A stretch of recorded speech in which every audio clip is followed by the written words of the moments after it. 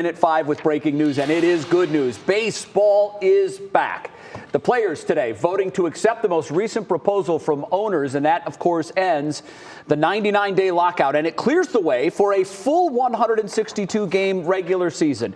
Jim Donovan has been monitoring these talks going back weeks now. Jimmy, good afternoon to you. The big question is, and I don't know that we have a firm answer, but when will we have opening day here in Cleveland? All right, Jay and Isabel, it is kind of like a holiday here. I mean, this has been a long grind with a lot of very disappointing days in these negotiations between the two parties. Here's the situation that's going on. Baseball is back, and Major League Baseball is coming back with a new opening day. That would be April 7th. But how did they get there after breaking off these talks again last night? The international draft, that last stumbling block, that was agreed to this morning in a new form. They're going to put it to the side of this agreement. They're going to study it, negotiate it until July 25th. And if they like it at that point, they will implement it, but not until the 2024 season. It is a 5-year deal that we are looking at right now, and the players finally, the rank and file, pushed this through. Imagine when it came to a vote, the 8-person executive board of the Players Association that did all the negotiating voted to reject the deal. And the player reps came in and said, hey, listen, we want to play ball. We've won on a lot of items in this deal. So the final vote for the players, 26-12, to accept the deal. The owners are going to ratify at 6 o'clock this evening. Now you're wondering, how does this affect our guys, the Guardians? Okay, with opening day coming up on April 7th, if we go by the calendar schedule that is out there right now, the Guardians are off on April 7th, all right? So they would open up the next day on April 8th. Now, this is not confirmed yet, including the Guardians are waiting to see if this is going to be the way the schedule goes. But April 8th, they would play in Kansas City against the Royals. Their home opener would come up on the 15th back here in Cleveland at Progressive Field, and they would play the San Francisco Giants at that time. Final couple of notes for you, and remember on the 15th, that is Jackie Robinson Day, the national celebration when the color barrier was broken, and a big celebration in Major League Baseball. A couple of things right now. Training camp's open tomorrow. You must get into training camp by Sunday, and then you're going to see right now an incredible spending spree because there are hundreds and hundreds of free agent players out there who, quite frankly, don't know where to go right now because they don't have a team and nobody has been doing any deals because of the lockout. Final note for you all. All the rinky-dink deals and rules of Major League Baseball over the last couple of years, those are gone, okay? The 7-inning doubleheaders, gone. Yay. Extra inning games, putting the runner at second base to start that half inning, gone. Yay. I love it when we have a studio audience. Universal DH is in. A pitch clock is coming too to speed up the game, but that will be put into play next year. Other than that, it was a humdrum day. But, Jay, it's a great, great sense of relief because baseball, both owners and players, we're losing the PR battle the longer this went on. You're so right. And we'll leave it to the bean counters to let us know later whether the players or the owners got the better end of this deal. The winner here is clearly, Jimmy, us, the fans. Yeah. We get our game back.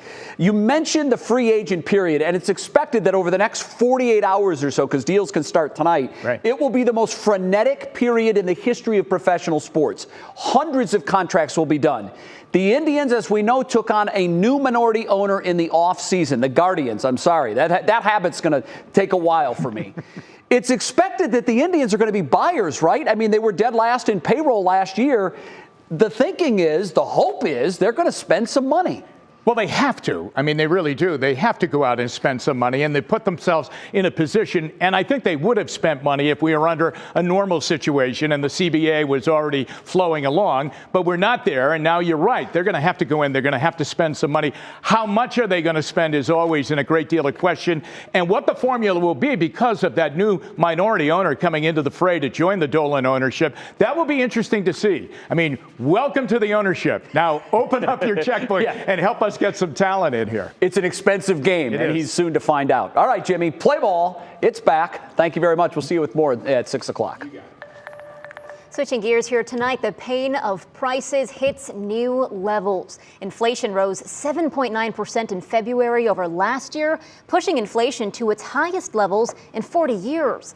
And the pinch is hitting our small businesses perhaps the hardest. Sarah Shookman went to Coventry to find out. In a restaurant, you always have to have your menu on an Etch-a-Sketch, so you lift it up or write it down again, because you can't keep up with it fast enough. Tommy's in Cleveland Heights is an institution that survived 50 years, but with inflation now up nearly 8%, it can't be ignored. It's very difficult to be able to keep up. Small businesses are run on percentages, and when you're working on percentages, man, your bottom line is affected very quickly. The Consumer Price Index shows the price of gas, housing, and food are the biggest contributors to inflation's increase, now at the highest level since 1982. Tommy Fellows says on his books, labor is more expensive, along with nearly every ingredient. Proteins have spiked the steepest, and paper products, like the cost of carry-out containers, which have tripled in the last 8 months. Now, he's been warned by suppliers of delivery surcharges to account for the price of diesel. And that's just getting it in the door. Being able to find it, and supply and demand always dictates. We raised our prices, and we actually printed out a paper that explained in detail like what is going on and why. So I think that our customers really appreciate that transparency. Down the street, Phoenix Coffee Company says costs recently forced its hand. Manager Sean Miller says it's seen grace from loyal customers. People have been really understanding. Secondhand goods is our heart and soul. Avalon Exchange is known to be affordable, but the staff here have noticed an uptick in people coming in not just to shop, but to sell their items. Anybody's coming in and just selling their stuff, saying, hey, I'm just trying to get some food, or hey, I'm trying to get some gas money. Like, everything has gone up. The price of everything has gone up tremendously. In Coventry, we heard a lot about community and the solidarity that these small businesses have seen from their customers. And in times like these, or perhaps those ahead, it is that local support that's going to keep the doors open and the jobs and those tax dollars in the neighborhood, Isabel. Yeah, absolutely, Sarah. Continued support for those businesses. Yes. Thank you. Well, Isabel, inflation will continue to get worse as the war in Ukraine rages on. Vice President Kamala Harris is in Poland meeting with their president and Ukrainian refugees. While she reassured the refugees that they are not alone, there is some public disagreement about not helping Poland deliver those Russian-made MiG fighter jets to aid the Ukrainians in their fight. Also, the reason that they're not adding them, well, they're fearful that it could escalate the conflict. It would be worse for whom? For our families? No. Now it's very bad. And in future, it will be too late. So far, at least 549 civilians have been killed in the invasion, 41 of them children. 957 others have been injured.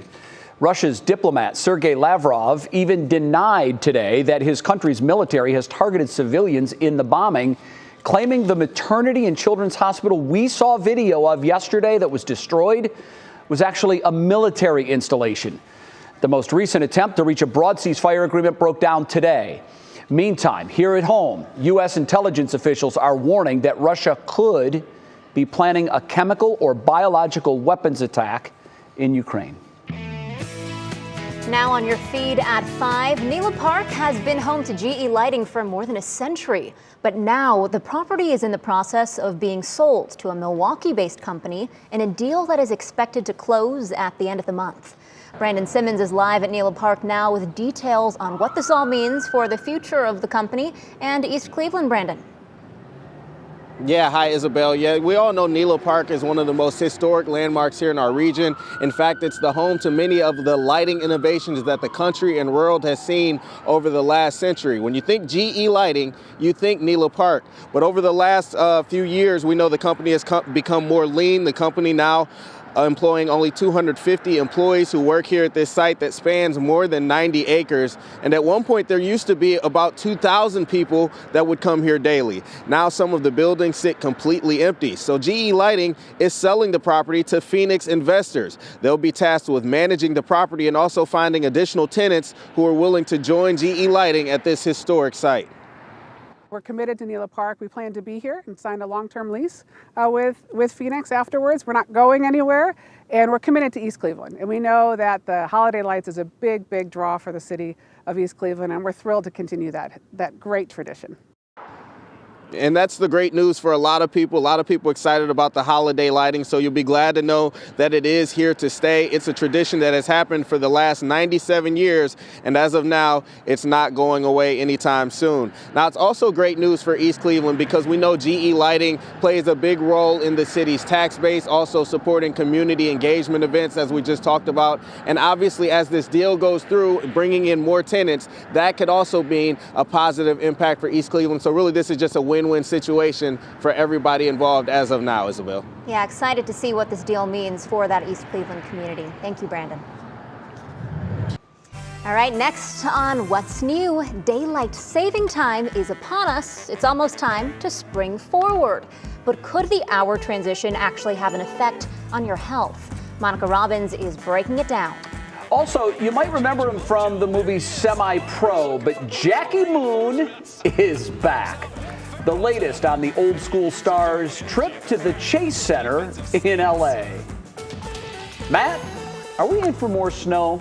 Yeah, we're not quite done yet. Still winter, late winter around here, albeit, and we're maybe sick of the snow, but we do have some more coming our way as a big winter storm winds up the eastern seaboard. There's going to be some big totals out east, but I mentioned out east tonight. Quiet weather, though, a pleasant late winter evening outside. Temperatures in the 40s to near 50 inland, but you get closer to the lake, we're in the 30s. That's where we'll stay tonight. We'll detail hour by hour what that winter storm looks like here in Northeast Ohio coming up.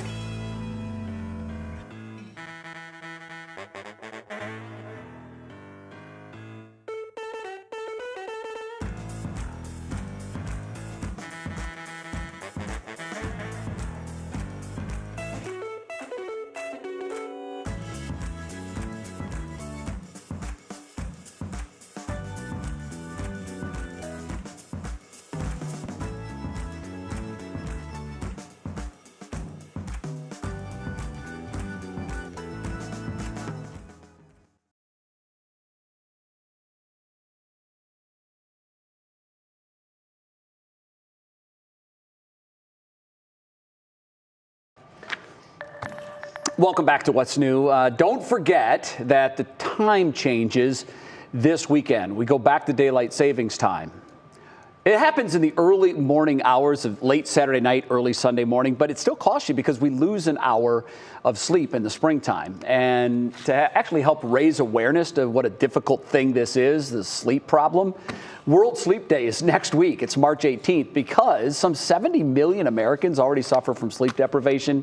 And then you take away an hour, even though it's on a weekend, that certainly doesn't help. So we want to try to highlight the issue and make it even more important that we pay attention to our clocks and our body clocks and our clocks on our arms, too. Yeah, absolutely. That's why it's so important that Monica Robbins is here with us today to kind of break down all the ways that we can be protecting our health during this time. I hate this time of year. I do, too. Ooh, I do, too. I just strong feelings. I do not do well when daylight saving time I love that we in. have later sunsets, Yeah. but you're off for the entire next week. Yes, it does. So help us with that. You know, well, I bet you're one of those people, you don't give a second thought to losing an hour of sleep, which wouldn't be an issue if you're one of the very rare few who get a quality 7 or 8 hours a night. But, you know, come on, most of us don't. We live in a sleep-deprived society, and when we spring forward for daylight saving time this weekend, it can potentially have some devastating effects.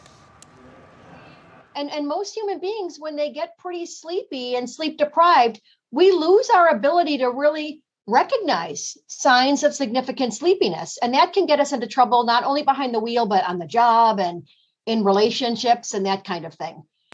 So how do you know if you're not getting enough? Well, obviously, daytime sleepiness. Are you yawning a lot throughout the day? Are you cranky, Jay? Or are you having mood changes, memory loss, or errors on the job? That's when it gets bad. And at the worst, motor skills loss, like not being able to hit the brakes in time, which is why Monday after daylight savings time, that's when we start to see a bunch of fender benders. Studies show DST is linked to about a 6% increase in accidents. So please go to bed early tonight and this weekend to get prepared. I got 9.5 hours yesterday. You're storing up. I know, it's still, it doesn't work that still way. not enough. No, yeah, it is still I've not tried enough. that before. I'm going to gather 12 today because I know I'm going to get 6 the next 2. It doesn't work that way. So why don't we just get rid of this nonsense of ping-ponging back and forth? I keep hearing we might, but here we are. They've been talking about it for years. And, you know, Ohio is one of several states that passed resolutions for year-round daylight saving time. The problem is Congress has to change a federal law. Now, the Sunshine Protection Act, it was introduced in 2018. It would do that, but it's been in committee for over a year. Ohio now could vote to adopt standard time like Arizona and Hawaii. But there's not a lot of support for that. No, because then we have the bad sunsets all year. Yeah, northern states. The other issue, too, is that all the states surrounding us have not voted on legislation or resolution, too. Interesting. So if they did, maybe, but I can't for the life of me figure out that this thing got stalled in government bureaucracy. That's so unlike you know, seriously. How did this happen? Imagine that. Yeah. Really. Hot button topic here. Thank you, Monica. Sure. All right, it's time for weather, and this is going to be a fun weather word because we're playing off that last story. Snooze. Oh. I guarantee you can do that easily. Okay. Promise you. My brain's turning, but apparently I didn't get enough Z's last night because I can't come up with anything up top. This is what we mean. This is why it's important. We'll see what happens. We'll see what happens with that for sure. You know, today's Mario Day. Did you guys forget? I didn't even know. So Mario, March 10th, right? For those that don't know, you get the March right here. And then 10th kind of spells Mario, right? So we've got your Mario forecast. Did this a couple years ago. So 7 o'clock, we're talking 35. No mushrooms at 9 o'clock, 32. And then you can see no fire flower. We're down to 31. And you have the same font. At 11 o'clock. Well, listen, this is created by someone at corporate that does a lot better job than I do. Well, that's well done. We just rip them off of there. So you're probably seeing that on other Tegna stations too. But that's your forecast tonight. Hey, welcome to the land of the lake breeze, everybody. Boy, did we have it today. Look at the cooling along the lakeshore. Whenever you have light wind outside this time of year, you have that big bowl of cold air out over the lake, and it likes to expand. So when you don't have a wind flow that blows the warm air all the way up to the lake, that lake air expands. So look at the 30s within a good 15 miles of the lakeshore. That came far inland, but you get down towards Akron, Canton, Dover. What a beautiful day you had. It was up near 50 degrees, just a little bit cooler off towards the north. There's your light wind basically coming out of the north, and really a quiet evening shaping up for us. Snow off towards the west, as expected. Models really nailing this. Little area of snow on the leading edge of some cold air heading south. But the big story is down towards the south. There's an area of low pressure that is now rounding the base of the Four Corners region. This will eject out into the Plain States, and that will spin up a storm system that's going to impact a good deal of the eastern half of the country. There are winter weather advisories out for a good portion of the southern plains, Missouri Valley, Tennessee Valley. Notice the darker blue, though, winter storm watches. This is when it begins to get some legs on it and becomes a decent storm. But you notice the hole over Ohio here. National Weather Service not pulling the trigger on anything yet. I would imagine we'll have an advisory level watch or alert as we get into the evening hours, probably issued later tonight. And again, that'll be for tomorrow for our eastern counties. Overall, this isn't going to be a huge event for us. We are going to get some snow out of it. We may have some slick travel, but the bulk of this is going to be out towards the east. National Design Board hour by hour showing that. You notice tomorrow we start dry, clouds will increase. Could see some sun peaks early. As we go throughout the day, another mild day south, cooled her off towards the north with that cold front. Here comes our snow. That snow may mix with some rain early on. This is early afternoon. That evening rush hour, we will likely have snow falling north, rain south. It becomes all snow tomorrow evening. That's when things could get tricky outside. Pretty steady snow that will continue Friday night. Saturday morning, it's pushing on out. Notice how it lingers out towards the east longest. We'll have some lake effect behind that as well. How much are we thinking? I think a general 3 to 5 east of the 77 corridor, and then general 1 to 3 out towards the west. Models will fluctuate on this based on the path, but the big impact is going to be the northeast over towards Pennsylvania. So a near miss on this.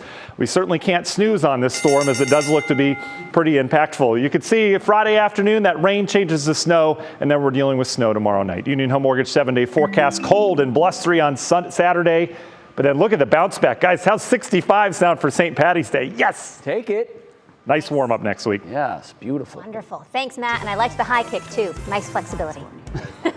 Straight ahead on What's New, calling all lords and ladies. We are taking you back to the 1800s for a preview of Bridgerton's latest season, hitting Netflix very soon. That's coming up in Pop Break. Then wait until you see how this dog wakes up its human siblings. Does it every morning. It's coming up in our Worth the Watch.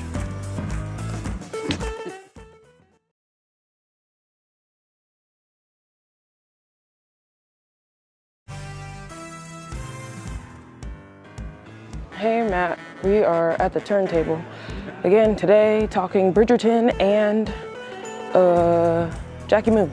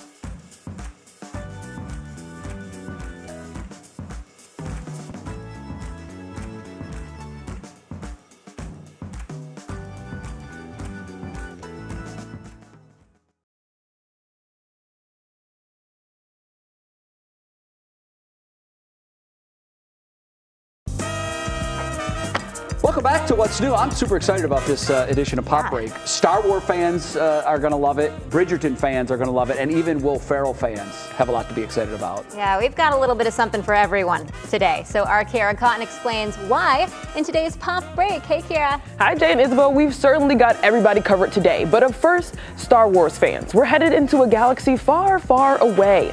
Fans now have the first look at the teaser trailer for the highly anticipated Obi-Wan Kenobi series. The 6-episode series follows Ewan McGregor as the Jedi Master as he faces the consequences of his greatest defeat, the corruption of his former apprentice Darth Vader.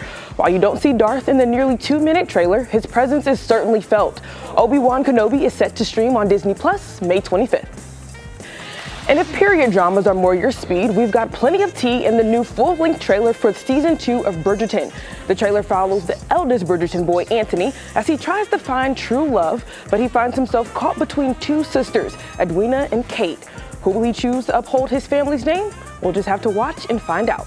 Bridgerton season 2 will hit Netflix March 25th. And basketball season is still upon us. Sorry in advance, Browns fans. The Golden State Warriors haven't been doing too well though, so they called in some backup. Introducing Jackie Moon from Semi-Pro. The character from the 2008 film is of course played by comedic actor Will Ferrell. He joined the team during warm-ups and came out to make sure that all the players were performing up to par, including Steph Curry and especially Klay Thompson. Jay and Isabel, I have to tell you, I guess that extra hype worked for the team because they pulled off a 112-97 win over the Clippers last night. He's one of the few humans on the planet that can make me laugh without saying a word. Just looking at a picture of Will Ferrell makes me laugh.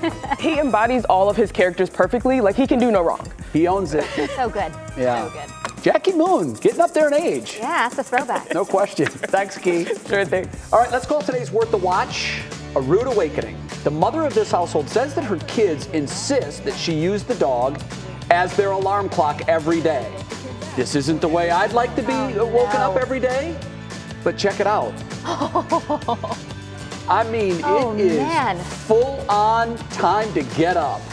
Oh, I would not do well in this situation. I wouldn't either. But Matt's over there going, what? And the dog just won't stop either. No, the dog not loves this because it's her first greeting of the day of her little siblings there. Oh. It's crazy. And mom says, look, this is what the kids want. You got to give them what they want. I don't know. I feel like at some point that kid's going to figure out how to barricade the door. Yeah, as a teenager, that's going to get lock real on. old. Oh, man. Very cute.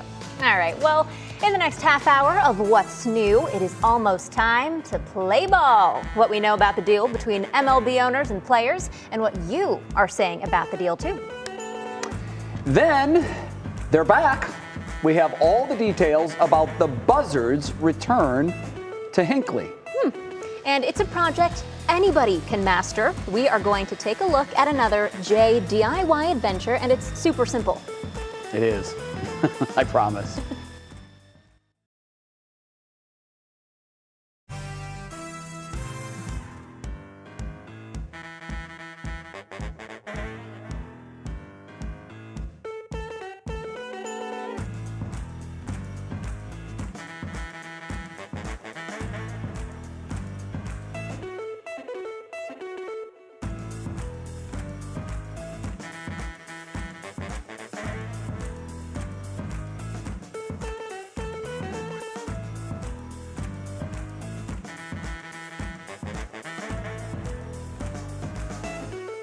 Mic check. We've got reaction from people.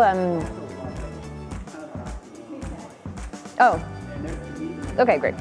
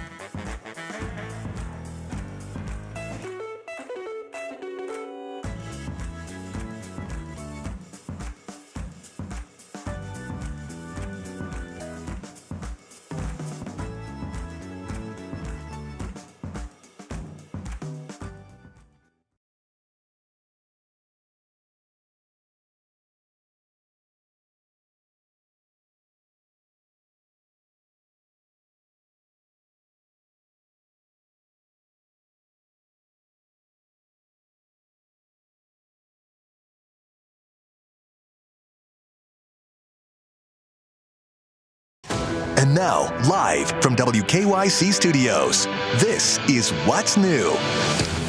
We begin tonight at 5:30 with three things you need to know. A fifth grader was taken into police custody this morning after an altercation left another student with stab wounds. According to Holy Name Elementary in Cleveland, this happened this morning inside the school. The eighth grader was stabbed in the chin and neck. The victim was taken to a local hospital and is in serious condition. The district is cooperating with Cleveland police and will take disciplinary action once the investigation is complete. Vice President Kamala Harris is in Poland visiting their president and Ukrainian refugees today. She assured them that the U.S. will support them and that they are not alone. She's also smoothing over a public disagreement on the U.S.'s decision not to help Poland send fighter jets to Ukraine. U.S. defense officials cutting off Russian airstrikes through a no-fly zone could escalate the conflict. Meanwhile, the most recent attempt to reach a broad ceasefire agreement broke down today. So far, at least 549 civilians have been killed in the invasion, 41 of them kids. 957 were injured. For the first time in 2 years, the state of Ohio will not be providing daily COVID updates. This will begin next week. The COVID cases, hospitalizations, ICU admissions, and vaccination numbers will only be released once a week, and that will happen on Thursdays. Ohio Department of Health Director Dr. Bruce Vanderhoff says they're doing this partly to align Ohio with the CDC's new benchmarks. School districts will no longer have to report cases to their local health departments unless the school tests the student and the result is positive. So as we continue to move on in this timeline of our pandemic, this feels like another big step in the right direction. The numbers have been so small that they've paled in comparison. Yesterday, I believe our number of cases was in the 800s. Just 6 weeks ago, our highest ever recorded was over 20,000. So you can see how rapidly they fell, and this certainly feels like it's a positive step in the right direction. With that, we welcome you back into What's New. The second half hour is underway. I'm Jay Crawford. Isabel Lawrence is in for Betsy today. Just letting you know, we around a month out from March 21st or March 20th, whenever the actual official day, first day of spring is, we start counting it down.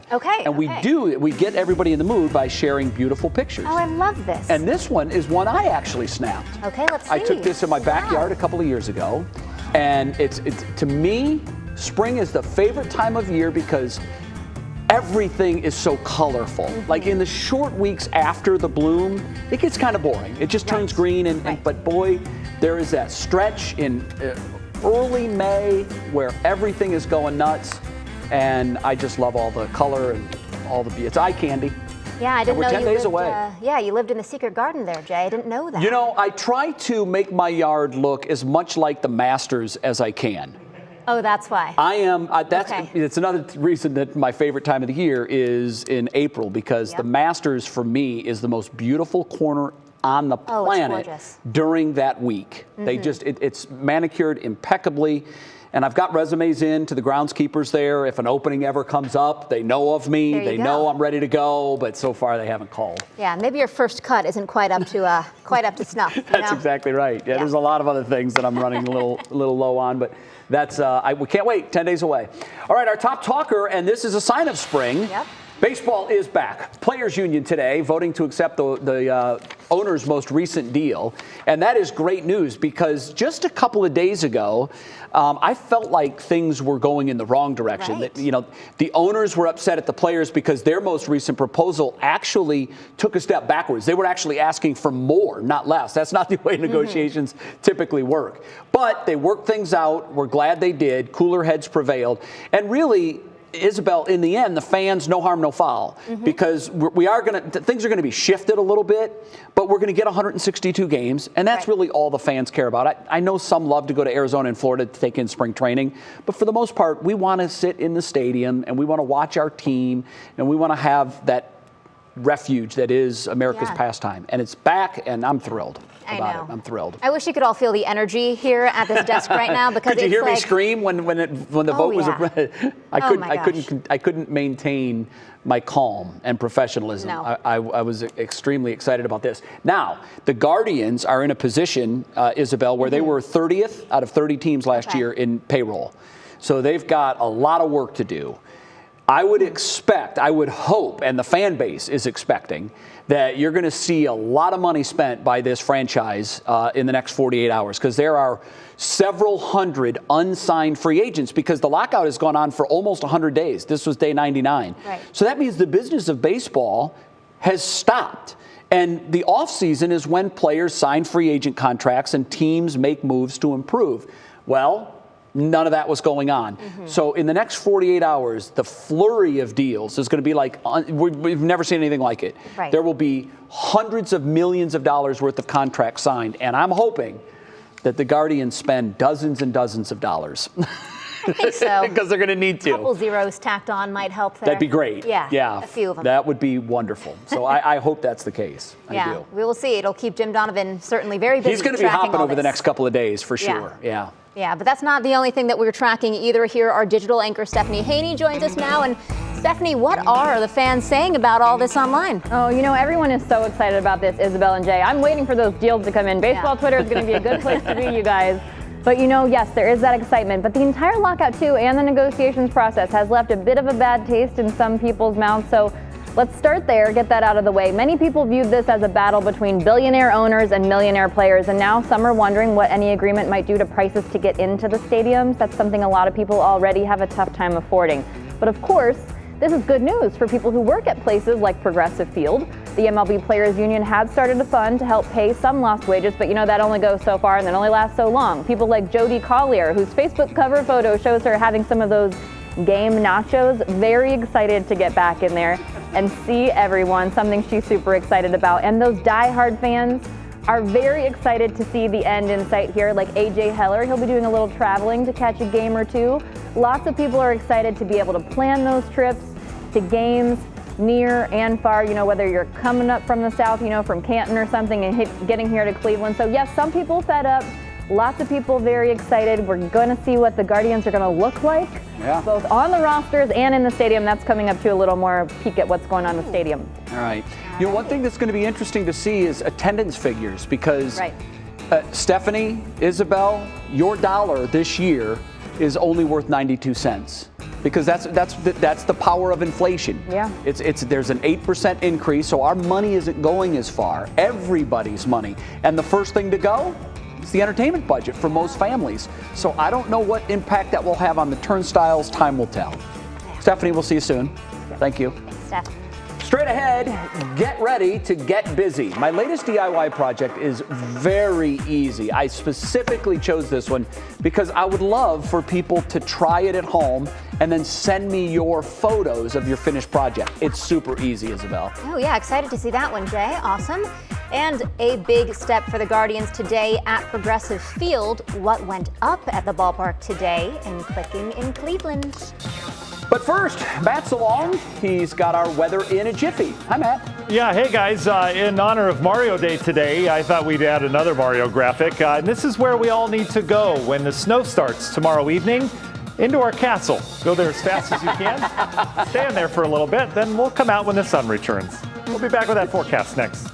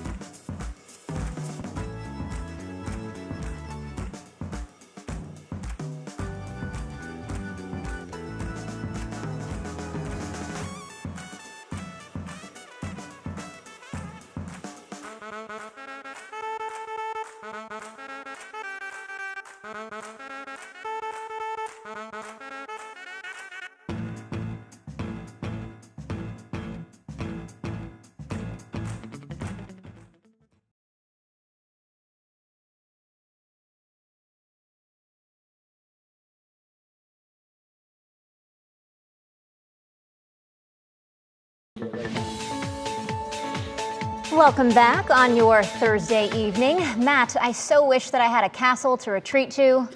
My apartment does not quite fit the bill, but nonetheless, what are we kind of expecting here to take shelter from? WKYC serves as a castle enough, right? But you got to add extra hours. Hey, by the way, Isabel, during the weather, can you tell Jay that Augusta did just call me? They usually go through me first. He had a dandelion last year, so he's out.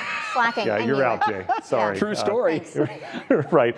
But yeah, we're going to have some snow to cover up Jay's yard, and it's going to be very festive around here, right? Because it's still festive in March? No, it's not. A few clouds around tonight. No problems whatsoever. We're back into the 30s. I think even upper 20s in spots tonight as you get away from the lake. Not a bad night. Seasonably cool, right? And then we talk winter storm. What does it have to do with us? Well, we are going to get some snow. We're going to have some impacted travel. Let's put a timeline on it. It all starts tomorrow afternoon. Tomorrow morning, we'll likely have some sunshine around mixed with some clouds. Those clouds will thicken up. We're going to start as a rain mix for some, and then it will change on over to snow. You'll feel that down in the Akron area. Likely going to hit 50 tomorrow, so it's not going to start to snow there. We'll change over to snow late in the afternoon towards evening. By evening and overnight, I think that's where the bulk of the impacts are going to be felt, as we'll have a pretty steady snow coming down across northeast Ohio. Could have some heavier bursts at times. And then Saturday, this thing clears out of here quickly. We'll probably have some lake effect snow thereafter. We've got a real cold fetch coming across the lake with a brief cold, kind of Arctic cold day on Saturday. So we've got some snow out towards the west. This is the leading edge of a frontal boundary that's bringing the cold air in. That front has stalled overhead. We're waiting on a low pressure down to the south. You can see that energy just now rounding the corner of New Mexico there. That will come out in the plains. It'll gather Gulf of Mexico moisture. And you notice the real estate being taken up by this. Winter weather advisories for many. Here's where it gets interesting, though. It becomes an East Coast storm. It'll start to gather more moisture. So expecting some of the heaviest totals from the storm system to be areas in blue. I reached out to the Weather Service. Looks like a big hole over northeast Ohio. They'll likely tonight issue some winter weather advisories for our eastern counties. We'll see exactly where that plays out. But the forecast, it can still change a little bit in terms of the track, but it's been pretty in line over the last couple days. Your National Design Mart hour-by-hour forecast keeps us dry tomorrow morning. Here comes the snow. It'll likely stay snow all west. Sandusky will get hit first, and then it'll start to mix with rain as it hits this warmer air. The rain will go away. It'll be all snow across the area. Notice that sharp cutoff line. Not much to the west, more to the east. That holds Friday night into Saturday morning as that wave heads up the eastern seaboard. Look at temperatures, though, Saturday in the teens. A stout wind out of the north. It is going to be cold on Saturday. We'll have some lake effect snow on the backside of that. Totals, though, I think a good 1 to 3 out towards the west. You get towards 71 on towards the east. We're talking 3 to 6. Highest totals out towards the state line. Could see half a foot up there if things go well in terms of the production of the snow. But look at some of the heaviest totals, perhaps a foot or more upstate New York up into New England. That's where the bulk of this will be felt. So we'll get through this one. But again, it is going to turn snowy tomorrow night, Saturday morning. Union Home Mortgage 7-day forecast. Cold Saturday. We bounce out of it as we got on into Sunday, and then we really warm up. Next week, we're talking 50s, and all indication is that we hit 60s and stay there for a couple days in the last half of the 7-day forecast. Should be nice St. Patrick's Day, Isabel. Yeah, I'm going to hang on until then. Thanks, Matt. Me too. The good news is we get there an hour earlier. There you go. See, it's not all bad. Find the silver lining. Well, we're back with another very fun project that anyone can try at home as long as you have a saw. And in our latest JAY DIY, my goal was to bring you that project. It's so easy, anyone can do it. Take a look. Some of my past JAY DIY projects have been pretty complicated, but this one is going to be very simple. Let's show you what we're going to make. Today's project, a simple tablet holder, perfect for your iPad, but could also easily hold pictures or even books. And this time, no advanced tools required. Really all you need is a builder's square, safety glasses, pencil, sandpaper might be helpful. I'm also using a circular saw and jigsaw instead of my table saw. Plus, don't forget some wood clamps. First, the measurements. You can easily customize your size. I have an old piece of barnwood that's about 10.5 inches wide, so that's going to be my width. I want to draw a line 12 inches down from the top. And I also want another piece the same width that's going to be 7 inches. So I'm going to make my measurement at 7 inches, draw my line there. Now it's ready to cut. To start, we'll cut the stand. So I've clamped my piece of wood to my bench, and now I'm ready to make my cuts.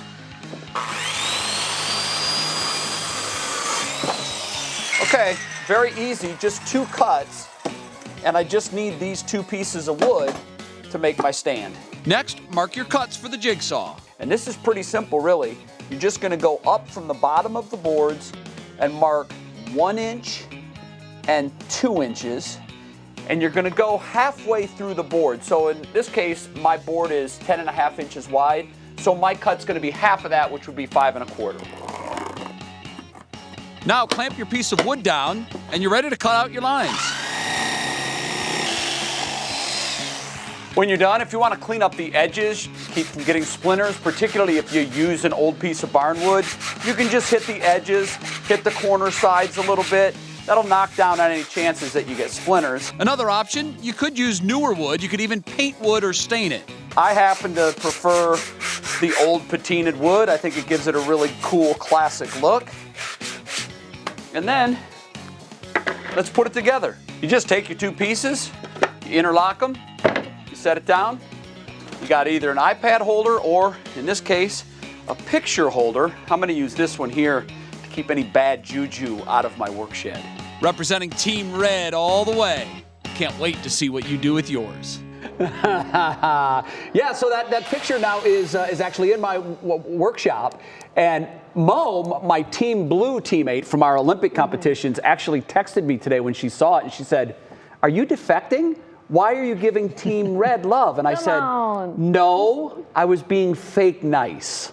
Oh. So I'm still Team Blue to the core, but I was being fake nice. I wore the wrong color today. Yeah, I know. Both of us did. I'm going to get Team Red jacket. Yeah, right. Yeah, apparently she'll take your place on Team Red. It's so easy with that project. I promise either of the 3 of you can do it. And I'm going to put a challenge out now to all 3 of you. Oh boy. I'm coming over to use your saws. You can use them. Jay, you do such a good job, and it says at the bottom of the screen, simple tablet holder. I have trouble finding an outlet in my garage, so I'm telling you, you make things look so easy. I happen to know for a fact that your wife works with wood and loves to do this. She can do this in 20 minutes. She understands it a lot better than I, which is a little different. Okay, so the challenge has been issued. Anybody want to make one, send me a picture. I'd love to see it. Sounds like a contest. We're up for it. All right, very good. Yeah. It's fun to do, too. And it's kind of got a cool look. You know? It's got a great look. We'll be checking the Facebook page, so keep the photos in and let us see your project. You can do it in 15 to 20 minutes, I promise. Perfect. Yeah. All righty, sounds good. Thanks, Jay. Well, they are back. It's another sign of spring's return to Northeast Ohio. That's ahead in Clicking in Cleveland. By the way, I forgot to mention that we have instructions, detailed instructions on our website, WKYC.com, if you choose to make it. Then today's Show Us Something Good shines a happy light on a terrible, terrible situation. How one kid is looking to help those just like him, but in Ukraine.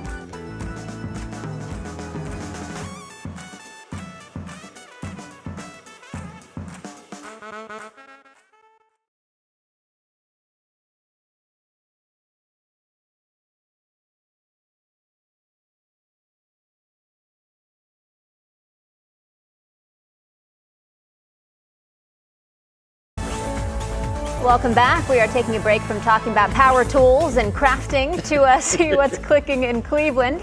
And for that, we're bringing in our very own Stephanie Haney. Hey, Stephanie. Hey there, Isabel. You know, as we said a little bit earlier, Progressive Field is really taking shape, getting ready for baseball to return with new signage. Our baseball team started putting up the new script Guardians sign on the outfield scoreboard today. And if the weather cooperates, which they hope it will, and they hope it'll all be done and ready to go by Wednesday, March 16th. So just 6 days potentially. Now, we streamed the first part of the construction on WKYC.com and our WKYC YouTube page. So if you're the kind of person that's really into the process, and you are out there because you were watching today, you can go check it out. It's one of those things that's kind of oddly soothing to watch. All right, now this one is for the bird lovers. You're going to want to mark your calendar for March 15th. That's when the Buzzards will officially be welcomed back to Hinckley Reservation.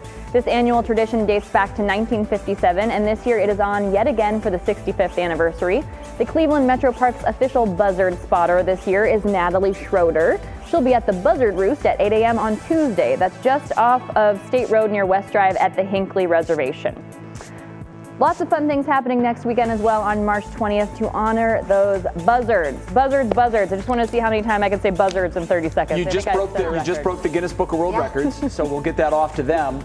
So Stephanie, as you're talking about the Buzzards, Isabel looks at me and she's like, wait a minute, what? Do you want to further explain this tradition of Buzzards every year? They come by the thousands, right, to Hinckley? Oh yeah, they come back in. That's when we know spring is really getting underway here. They come back to the Hinckley Reservation. They set up shop. People go watch them. Next weekend there's a pancake breakfast in honor of these Buzzards. It's a big deal. Big Buzzard deal. Big Buzzard. Welcome to Ohio, Isabel. Sounds like a Hitchcock movie, but let's go with it. Okay. Not quite as scary. Coming up, a little boy's selfless and tasty act to give back to children caught in the crossfire in Ukraine. It's our Show Us Something Good, and it's next. Then on 3 News at 6, Leon Bibb shares the story of a Cleveland dentist whose family is back in Ukraine, the challenges they're facing. In 1913, a fellow by the name of William Knox became the first bowler to roll a perfect game in an American Bowling Congress tournament. Perfect 300, 12 strikes in a row. Where in Ohio was the tournament? Toledo, Columbus, or Dayton? The answer when we come back.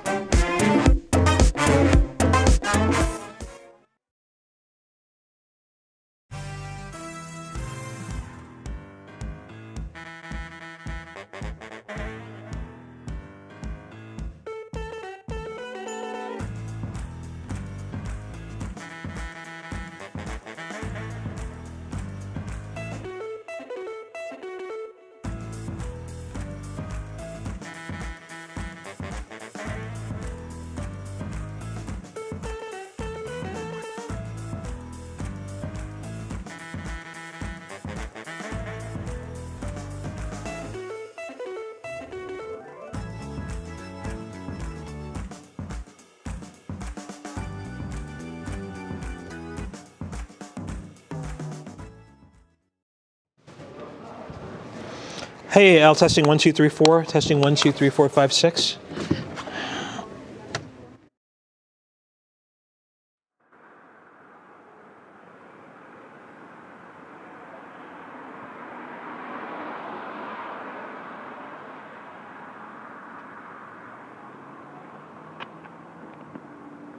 Hi, it's Craig. 1 2 3 4 5. Yep, no problem.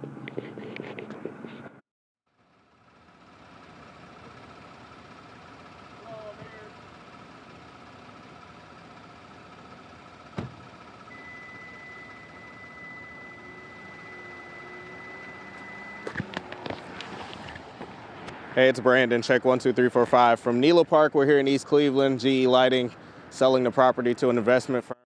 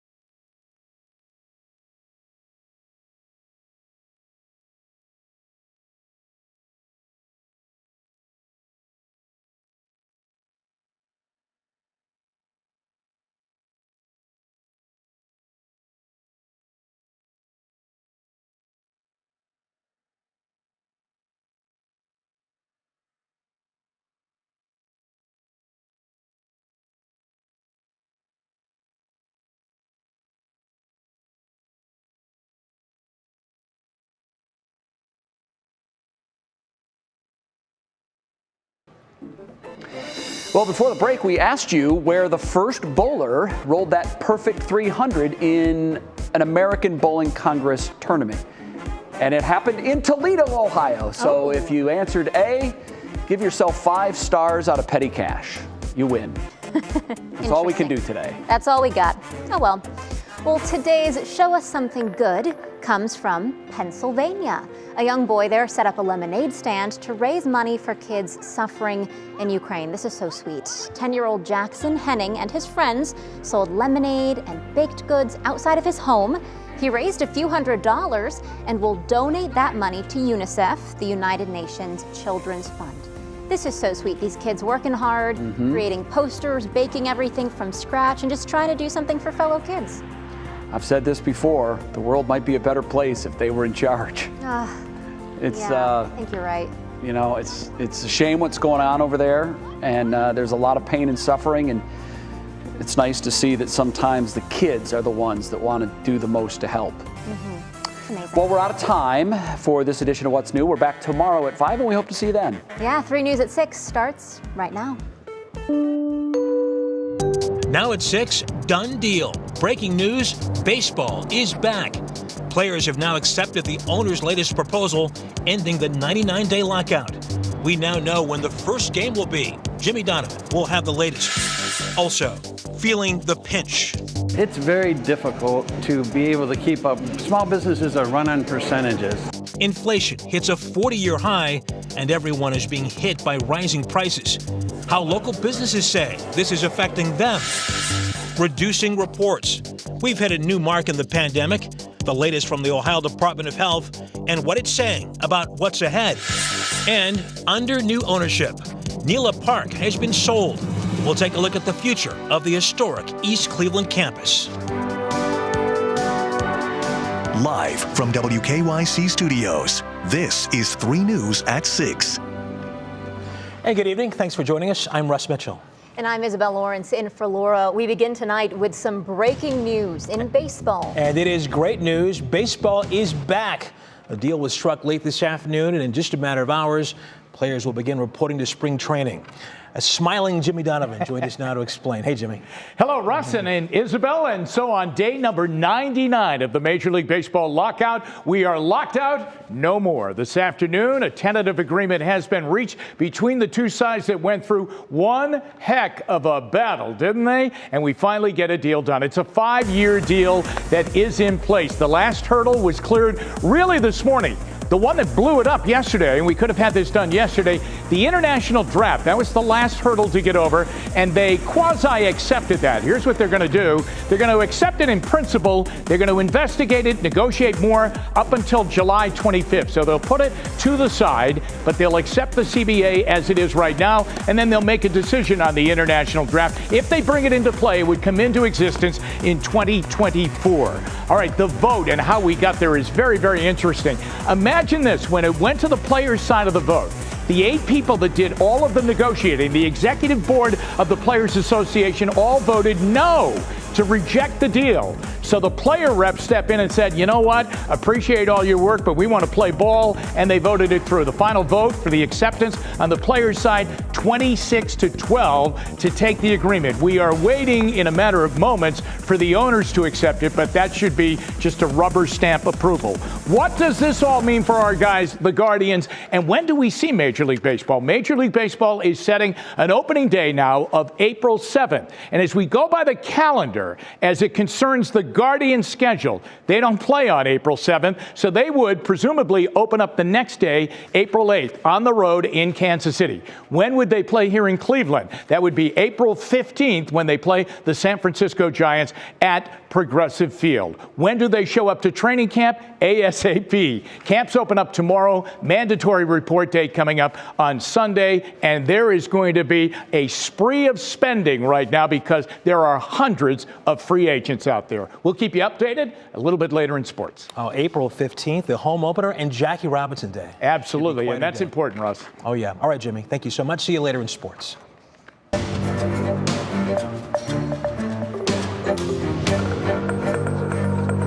Tonight's other top story, Russia's invasion of Ukraine, now in its third week. More than 2.3 million people have fled Ukraine since fighting began, and the United Nations today saying almost 600 Ukrainians have died, more than 40 of them children. Tonight, there are new details in that deadly attack on a maternity and children's hospital. NBC's Alice Barr has the latest from Washington. More disturbing news today from the rubble of a bombed-out maternity and children's hospital, where Ukrainian officials now say at least 3 people, including a child, died in a Russian airstrike.